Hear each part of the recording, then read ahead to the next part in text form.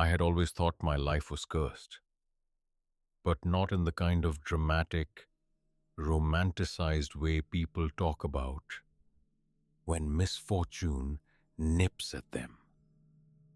No, this was something older, colder, something that seemed to seep into every corner of my existence, a shadow stitched into the fabric of my fate. My mother had died, giving birth to me, and while I was still warm in the hospital crib, the nurses whispered words that burned themselves into my father's memory. Complications, hemorrhage. There was nothing we could do. I never knew my mother's face except through the fading photographs on the mantel. Never felt her warmth except in the guilty, aching imagination of a boy who understood too soon that his very existence had cost her life. My father tried. God, he tried.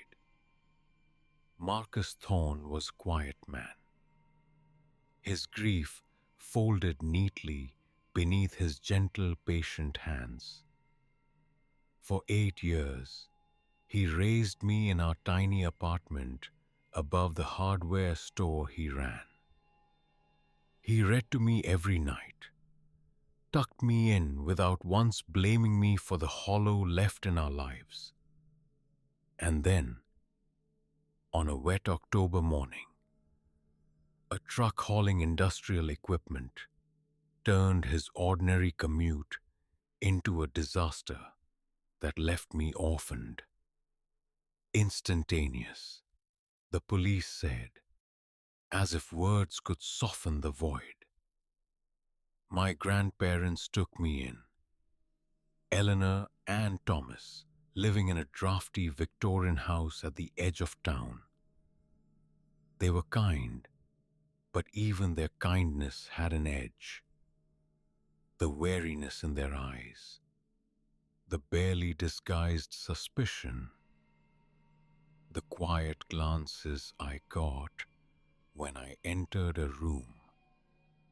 I was the child of death, the boy who carried the imprint of tragedy wherever he went.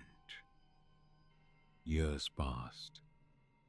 My grandfather suffered a stroke in his garden, and the stillness of his face haunted me for 3 days before he died. My grandmother followed 8 months later, claiming a life I had never shared with her. By 15, I was a ward of the state, and by 18, I had nothing but a high school diploma, a battered duffel bag, and the ironclad conviction that I was poisonous to those around me. Jobs came and went: dishwasher, stock boy, night security.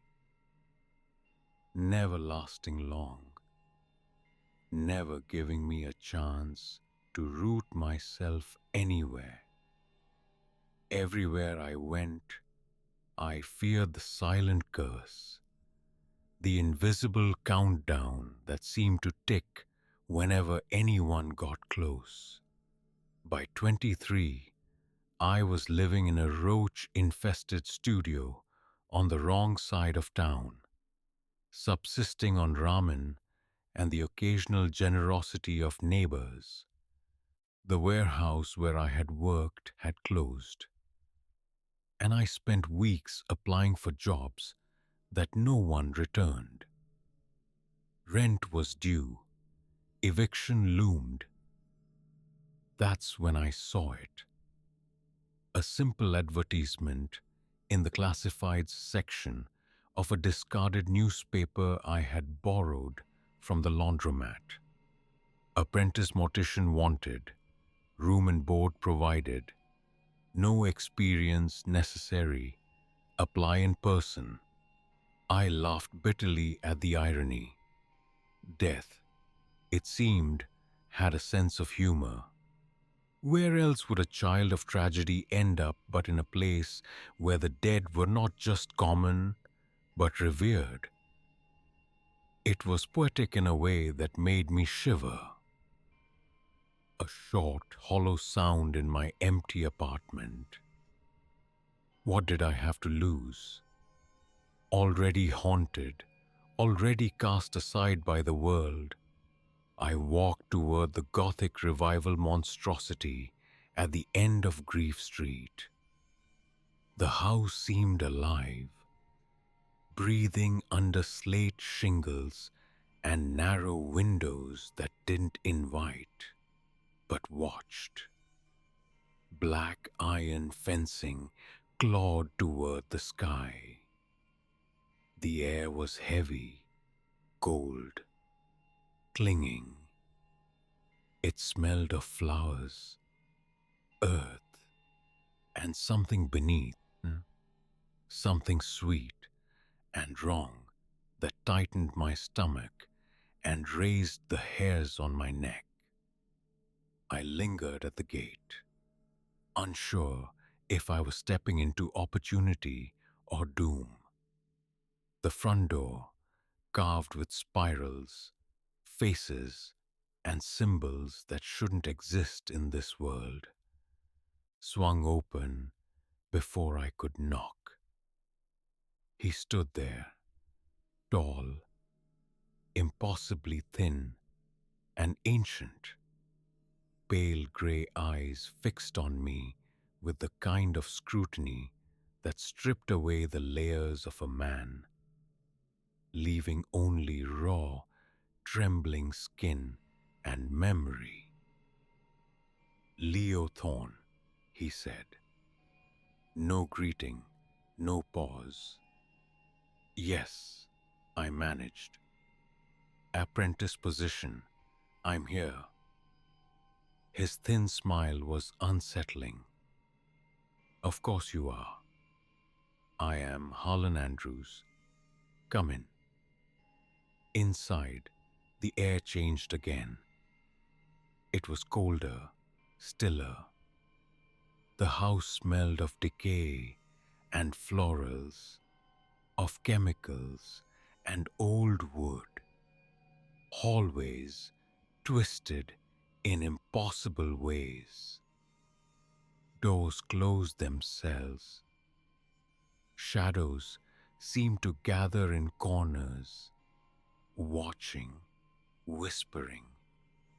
Every surface pulsed with the weight of history. Harlan led me to his office, cramped, lined with filing cabinets, ledgers, and portraits, whose eyes followed with unnerving precision. "Tell me about yourself, Leo," he said. I gave him the abbreviated version: the deaths, the foster care, the drift through jobs, the eviction. He listened, leaning forward, eyes gleaming, not with pity, but with something darker, something I had never seen in a human face.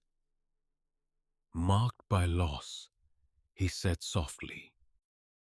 "Excellent." His words sent a chill that crawled beneath my skin. This was no ordinary job, no simple apprenticeship. It was ritual. It was selection. "We honor the dead and comfort the living," he said.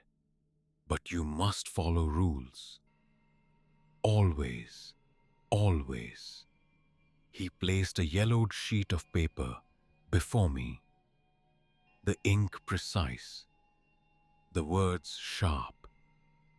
"Close the eyes, limb freezers locked. Respect wishes, follow the hours, never investigate crying, never answer knocking after hours." each rule more bizarre, more suffocating than the last. I read them 3 times, feeling the air thicken. Harlan's voice cut like steel. These rules protect you and them. Violate them, and the consequences are severe.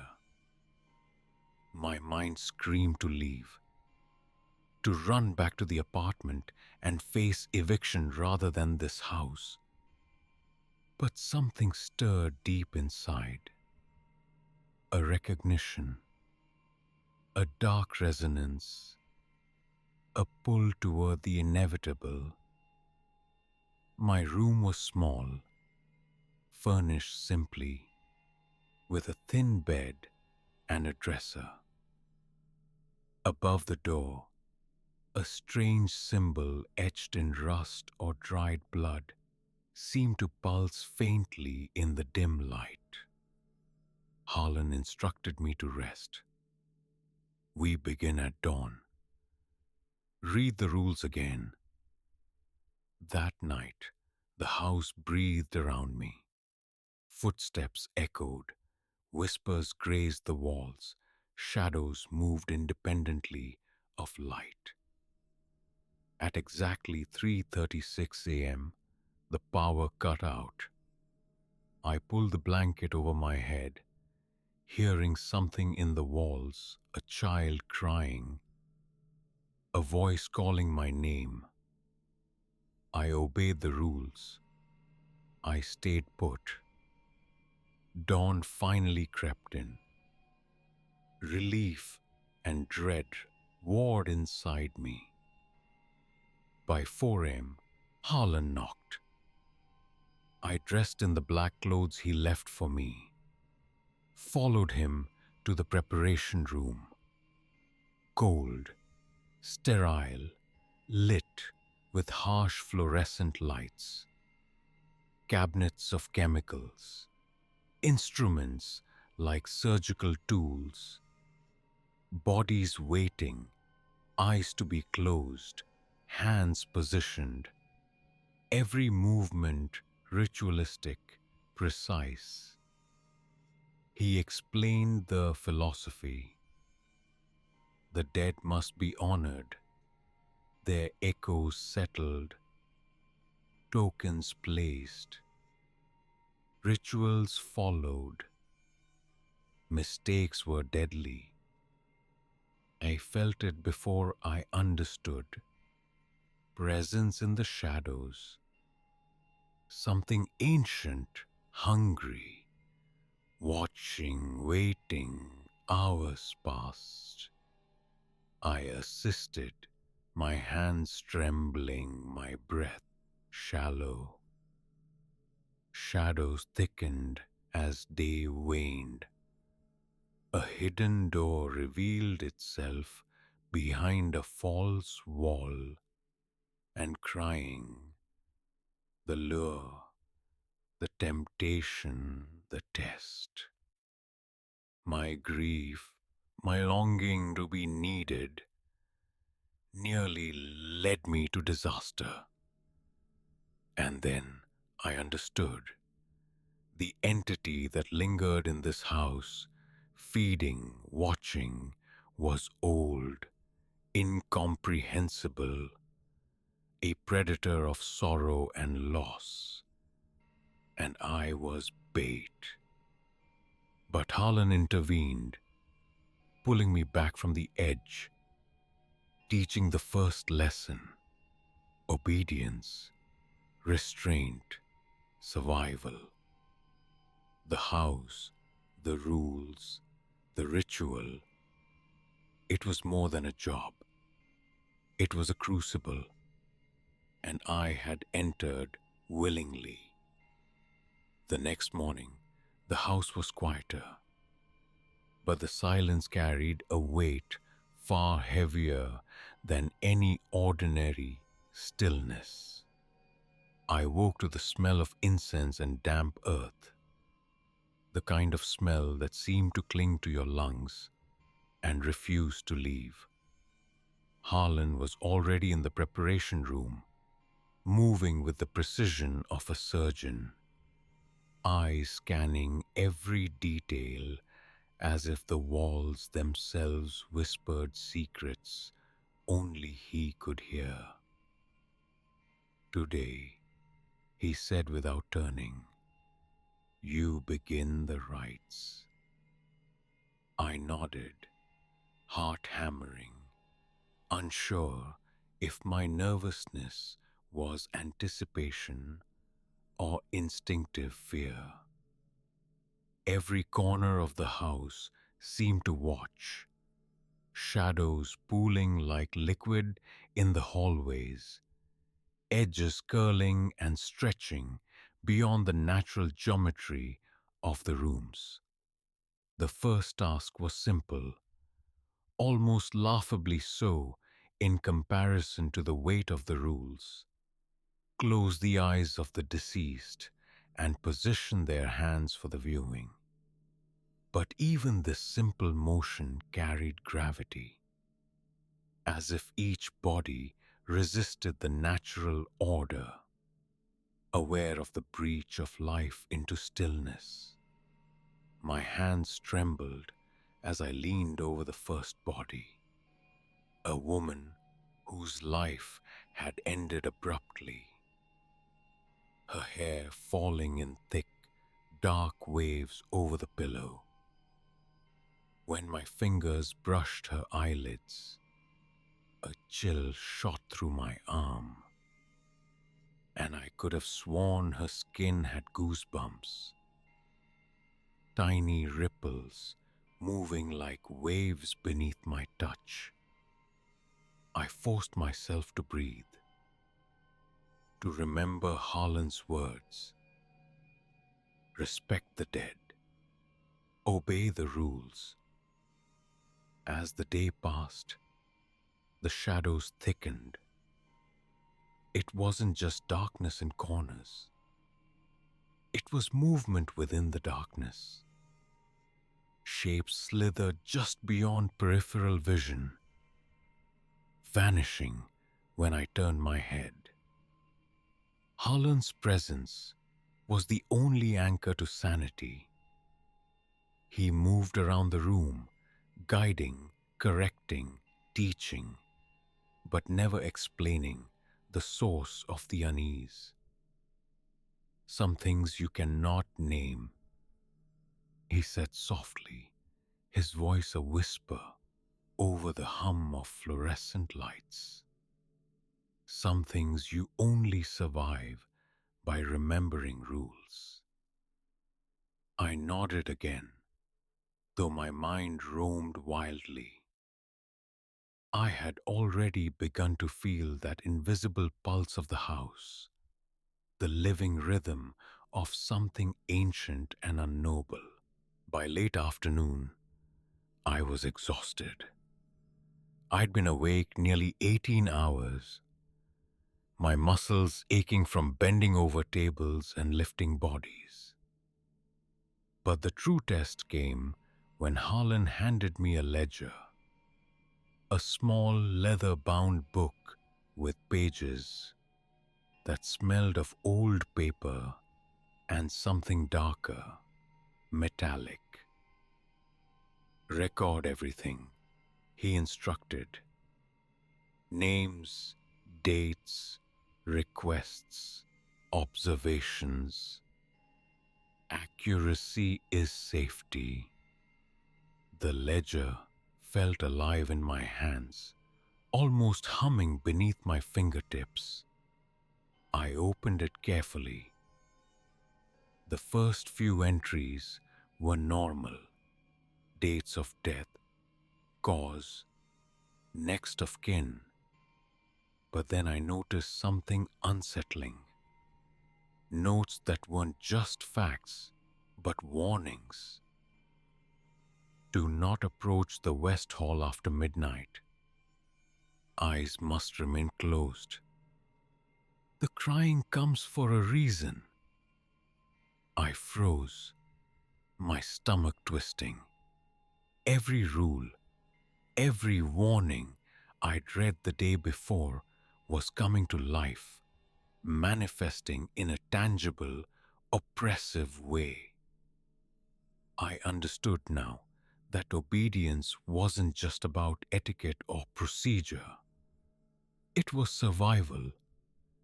I tried to ignore the sudden, low creak of a floorboard behind me, telling myself it was the old house settling. But my skin prickled and the hairs on my neck rose. Something was there, something that knew I could hear, that understood my fear. Night fell, though the sky beyond the narrow windows was obscured by clouds and creeping fog. Harlan finally spoke, his voice cutting through the thick air. You must walk the halls at midnight. Preparation is only part of the duty. You must understand the rhythm of the house. I swallowed hard. My instincts screamed to refuse, to hide. But obedience was survival. The clock ticked toward 12, and the long shadows stretched like claws across the floorboards. I followed Harlan down the main hall, my footsteps echoing softly. Every portrait seemed alive, eyes tracking our movement. The chill deepened, as if the house itself inhaled when we moved. The west hall was narrower, the walls lined with dark wood and panels I had noticed before. There were no windows here, only flickering sconces, and the shadows seemed to dance independently of the light. I felt the same pull I had on my first night, the insistent whisper of something beyond comprehension. Harlan paused, placing a hand on the wall. Listen, he whispered. Do not interfere. Do not ask why. Only observe. Everything you see has purpose. My heart pounded as I strained to hear. At first, nothing but the hum of old electricity. Then, a soft crying, distant and sorrowful, echoing down the hall. I froze. The sound was unmistakable, human, and yet it carried a resonance that felt wrong, as if it were layered over reality, bending the space between walls and time. Harlan's hand tightened on mine, a reminder of presence, a tether. Do not approach, he cautioned. Do not acknowledge it. The rules exist for a reason. The crying intensified, closer now, almost at the edge of the room. I felt an involuntary pull toward it, the natural human desire to comfort, to intervene. But Harlan's gaze was firm, unwavering, and I resisted. Survival depended on discipline, he had said. Minutes felt like hours. The crying ebbed and flowed, shifting location, becoming a lure that tested every instinct I possessed. I wanted to run, to flee, but fear and fascination rooted me in place. When it stopped suddenly, the silence that replaced it was more terrifying than any sound. I realized then that the house was watching, learning, measuring my resolve. Even small movements, tiny lapses of courage or hesitation were noticed. Harlan moved ahead, and I followed, careful, deliberate. Each step echoed in the cavernous hall, a heartbeat in a place where time seemed suspended. By the time we returned to the preparation room, dawn was breaking. Pale light filtered through heavy curtains, softening the oppressive darkness, but not dissolving it. Harlan turned to me, his expression unreadable. "You are learning," he said. "Patience, observation, obedience. The house tests us all, but you survived the first trial." Relief mixed with unease. I understood now that the rules weren't arbitrary, nor were they solely about ritual. They were shields against something ancient and hungry, something that existed beyond comprehension and sought to exploit human frailty. I spent the remainder of the morning cataloging the deceased, recording details in the ledger, observing the way shadows lingered in corners, how the air seemed to thrum with unseen presence. Every moment was heavy, deliberate, as if the house itself were breathing around me. I had begun to notice patterns, the way light reflected off the floor, the faint scent of something like iron that appeared in certain rooms, the subtle shifts in temperature that signaled unseen movement. Each observation was a piece of the puzzle, a key to surviving the strange and intricate web that Harlan maintained. By evening, I understood the rhythm: preparation, observation, adherence, and restraint.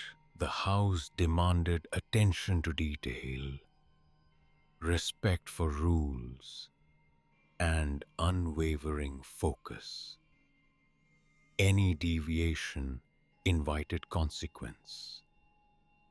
Even now, writing these events in my mind, I feel the pulse of that place, the weight of rules not yet broken, and the knowledge that every moment is a negotiation with forces beyond comprehension. I had entered willingly, but survival depended on vigilance, humility, and obedience, and I would need every ounce of it in the days to come. The following days passed in a rhythm I quickly learned to respect. Dawn brought ritual, dusk brought observation, midnight brought tests. My body ached constantly, my mind sharpened like a blade honed against stone, and my senses became hyper-aware of the house's subtle signals. A creak that once would have gone unnoticed now commanded attention. The flutter of shadow across a hallway, the faint metallic scent in the air, the inexplicable shift in temperature. All were warnings, guides, or sometimes mere distractions designed to test my patience and obedience. Harlan remained a constant presence, yet he was less teacher than sentinel. He offered no comfort, no casual encouragement, only measured corrections and occasional cryptic remarks. "The house shapes you," he said one morning as we arranged a row of bodies for viewing. "It is not just the living that must be guided. You are no longer merely human. You must learn to listen to what cannot be heard." His voice was low, a whisper beneath the hum of fluorescent lights, but it carried authority that made my spine stiffen involuntarily. I nodded, though understanding was incomplete. Instinctive obedience, the only path forward. That afternoon, I was tasked with preparing a particularly challenging case. A young man who had drowned in the river, his body swollen, his skin pale and marbled. I stared at him, my stomach knotting. There was no sympathy, not truly, only fascination mixed with fear. I followed Harlan's instructions meticulously, closing the eyes, positioning the hands, ensuring the appearance of peace. The moment I touched him, I felt it again, a ripple through the air, a silent pulse beneath the floorboards, as if the house were alive, reacting to my touch, testing me.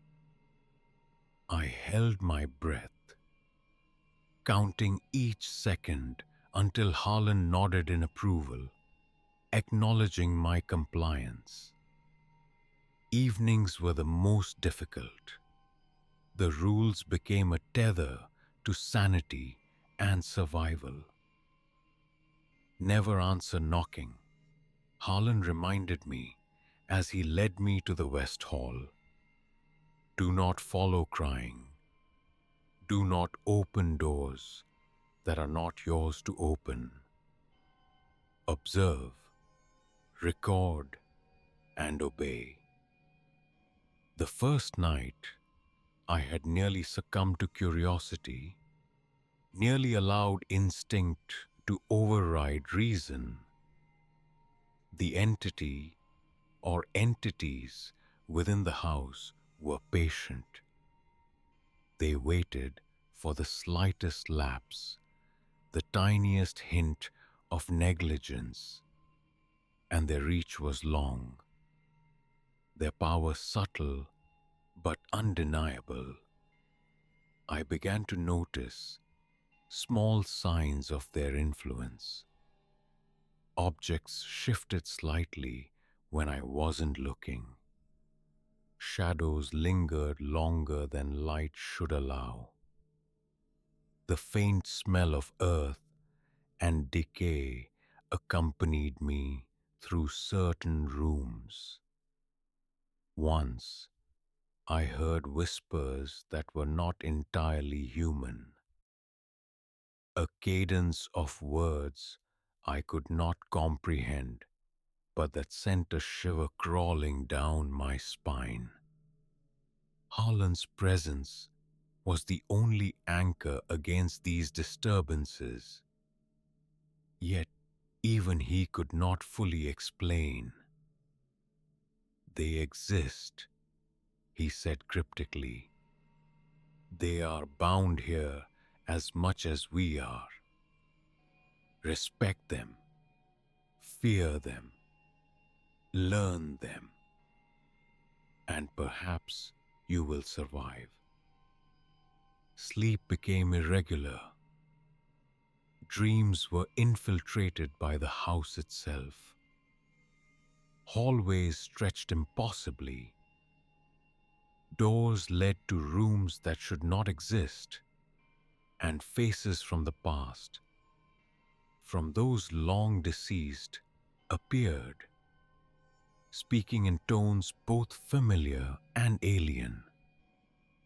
I awoke drenched in sweat, the lingering echoes of whispers in my ears. I began to wonder if the house had always existed in this form, waiting for someone like me, a child of loss and tragedy, someone who could see, hear, and feel the invisible rules that governed its restless inhabitants. One evening, Harlan handed me a small vial of liquid, almost black, labeled only with a symbol I did not recognize. "This is for observation," he said. "Apply it sparingly. Watch closely. Do not touch or taste beyond what I instruct. You will understand in time." My hands shook as I accepted it. Later, under his guidance, I applied the substance to the fingertips of a recently deceased corpse. The effect was immediate and terrifying. The veins beneath the skin shimmered faintly, a light that was not light, a pulse that was not life, yet undeniably present. My stomach churned, my mind racing. Harlan watched silently, expression unreadable. "You must see," he said. "Understand. The dead are not passive. They carry knowledge, memory, and intent. And here, the lines blur between them and us." That night, I was alone in the West Hall once more, walking the prescribed path. The crying returned, soft at first, then rising in pitch, a luring, insistent sound. I froze, chest tight, heartbeat loud in my ears. My instincts urged me forward, to comfort, to investigate. But the rules were clear. Obedience first, curiosity never. I waited, counting each second, noting the direction and tone of the cries. Slowly, it faded, leaving only the oppressive, living silence of the house. Relief and terror battled inside me. Surviving meant denying instinct, denying empathy, and yet my conscience, my human remnants, protested. Days blurred together. The repetition, the rituals, the constant presence of the unseen entities began to reshape me. I moved with purpose, anticipating shadows, recording movements, internalizing the rules as though my life depended on them. Because it did. Every lapse carried consequence. Every moment of hesitation was noted by forces I could not name. One night, while closing the eyes of a particularly stubborn corpse, I felt a sudden, cold pressure on my shoulder. A breath that was not my own. I spun around, heart in my throat, and saw nothing. Yet the weight lingered, a reminder that the house observed constantly. and I was never truly alone. Harlan began testing me in subtler ways. He would instruct me to observe and report minor anomalies. A flicker of movement in a corner, a whisper beneath a closed door, the faint glimmer of something under the floorboards. Each test reinforced the lesson. Vigilance and precision were essential. One mistake, one misstep, and the consequences would be immediate. The house was patient, yes, but it was also relentless. I had begun to feel that patience myself, a strange clarity settling over my mind, a readiness I had never experienced before. The days stretched into weeks. I was learning the language of shadows, the cadence of silence, the rhythm of the house itself. The rules became second nature, ingrained in muscle memory. I could feel the presence of the unseen, anticipate the shifts in air, recognize the subtle signals that told me when to act and when to remain motionless. My fears had not disappeared, but they had become tools sharpened to help me navigate a world where the dead were not silent and the living were merely participants in a game with stakes beyond comprehension. By the end of the month, I understood the true nature of the apprenticeship. It was not a job, it was a crucible.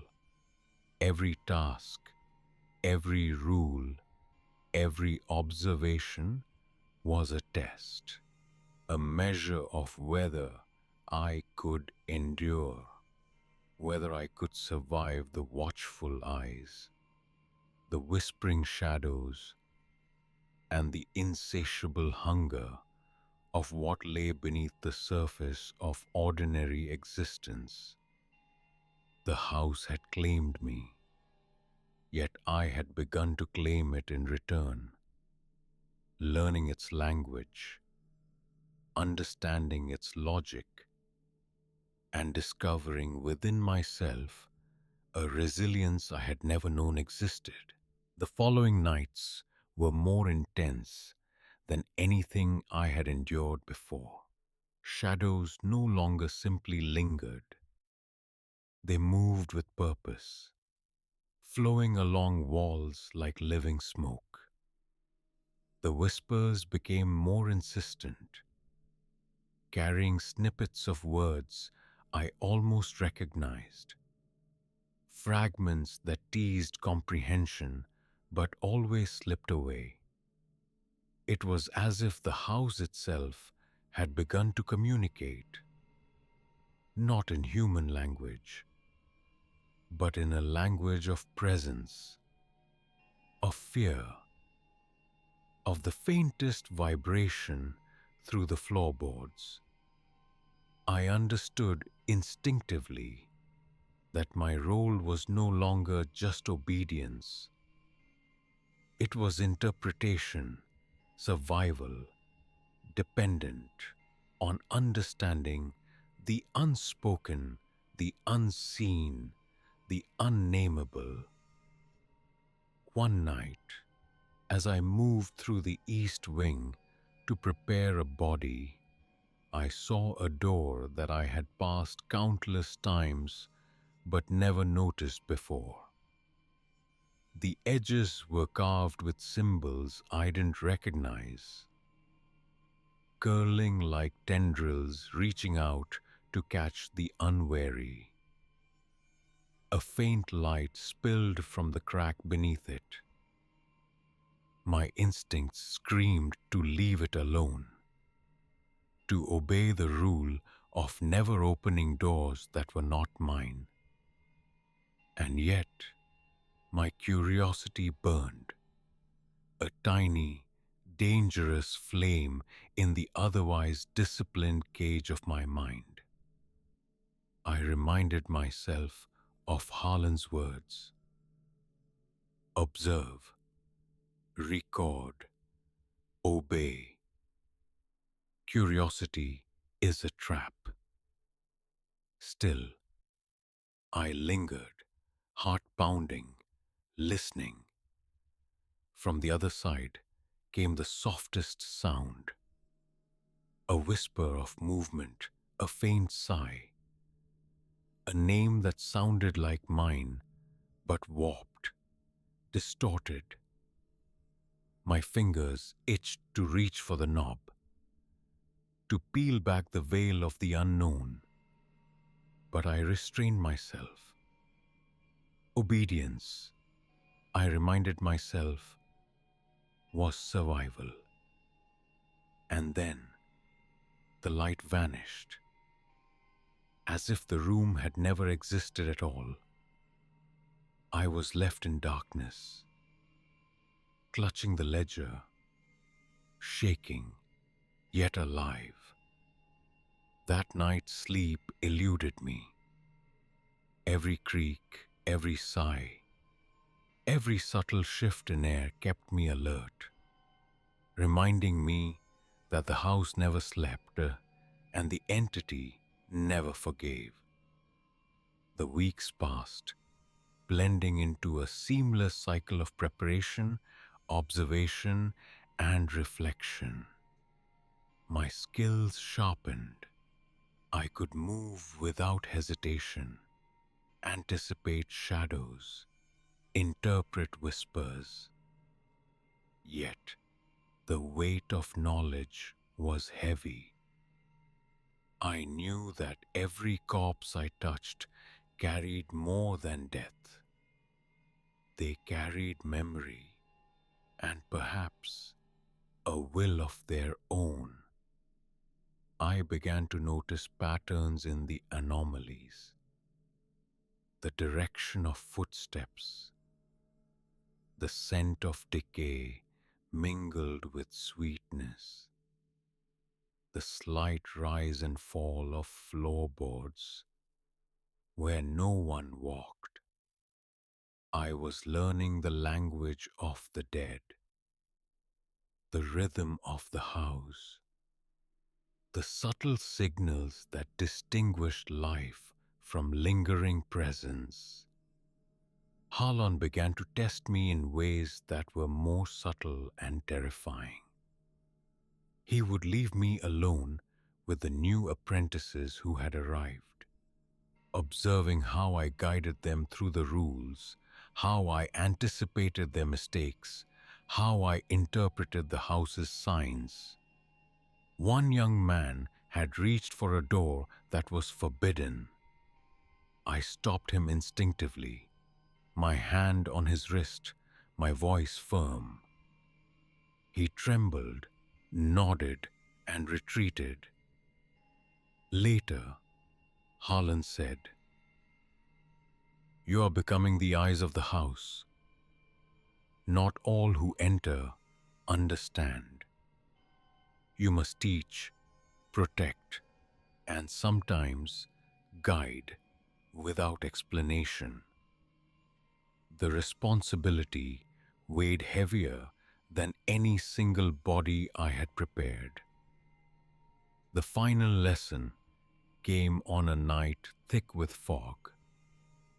Harlan led me to the central hall where the most recent arrivals awaited observation. He instructed me to move among them silently, noting every deviation, every sign of weakness. Shadows responded to me differently now, retreating slightly as if recognizing my growing authority. The crying returned, distant yet closer than ever, testing my focus, my discipline, my very essence. I obeyed, noting patterns, recording movements, yet never succumbing to curiosity or fear. The night ended, and I realized that survival had become instinct, embedded in every fiber of my being. By the end of that month, I understood my place fully. I was no longer just an apprentice. I was a participant in the eternal rhythm of the house, bound to its rules and to the entities that dwelled within. I had survived tests that would have broken others, learned to anticipate whispers, interpret shadows, and navigate a world where the living and the dead coexisted in delicate, dangerous equilibrium. The house was no longer merely a place of work. It was a crucible, a living entity, a teacher that demanded patience, obedience, and respect. And in its strange, oppressive way, I felt at home. I write this now because I must warn anyone who might follow. The house waits, it tests, it observes, it measures. Obedience is your only protection. Curiosity will bring consequences you cannot comprehend. The rules are not arbitrary, they are survival. And yet, there is a strange beauty here, a rhythm to the darkness, a pulse beneath the floorboards that sings with life and death intertwined. I have learned it, survived it, and perhaps I am beginning to understand it. Some nights, when the wind howls through the cracked windows and the shadows stretch impossibly long, I think of the first day I arrived, of the pull that brought me here, of the entities that waited in the dark. I remember the crying, the whispers, the pressure on my shoulder, the smell of earth and decay mingling with incense. And I realize I am no longer just Leo Thorne. I am part of this house, bound to it by rules, by survival, by the delicate, terrifying dance of life and death. And so, the apprenticeship continues. I follow the rules. I close the eyes. I place the hands. I record every detail. I move silently through the halls at midnight, listening, observing, obeying. The house watches, the shadows whisper, and I endure. I do not ask why. I do not question. I survive. And maybe someday I will understand the full measure of what it means to be part of this place. Until then, I wait, I obey, and I live in the rhythm of the house, where death is never still, and survival is earned through vigilance, patience, and the unflinching respect for what cannot be named.